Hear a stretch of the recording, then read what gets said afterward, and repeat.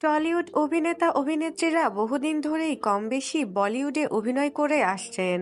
সময়ের সঙ্গে সঙ্গে সেই সংখ্যাটাও বেড়েছে। প্রস্তাবও আসছে অভিনেতা অভিনেত্রীদের কাছে অনেক। সেই তালিকাতে একটা সময় নাম ছিল অভিনেত্রী কোয়েল মল্লিকের। ইমরান হাশমির বিপরীতে অভিনয় করার কথা ছিল তার। শুনে অবাক লাগলেও এটাই সত্যি। কিন্তু সেই ছবির প্রস্তাব গ্রহণ করেননি কোয়েল মল্লিক।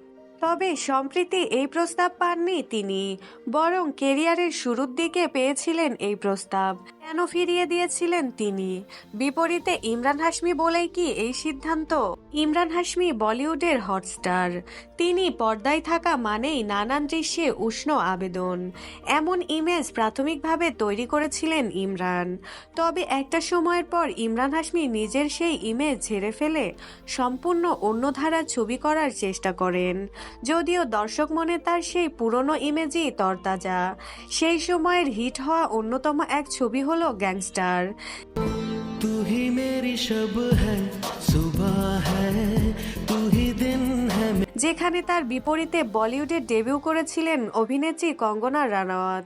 ঝড়ের গতিতে ভাইরাল হয়েছিল তার সেই বোল্ড লুক। তবে অনেকেই হয়তো জানেন না সেই চরিত্রে অভিনয় করার কথা ছিল টলিউড অভিনেত্রী কোয়েল মল্লিকের।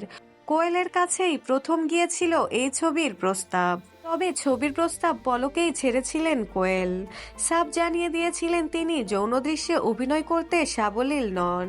কোয়েল মল্লিক প্রথম থেকেই নিজের কাজের বিষয়ে সচেতন, তাই তিনি এই ছবির প্রস্তাব ফিরিয়ে দিয়েছিলেন।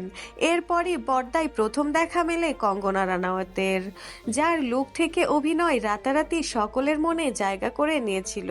তিনি জিতে নিয়েছিলেন ফিল্মফেয়ার পুরস্কারও সেরা ডেবিউ মহিলা চরিত্রের জন্য।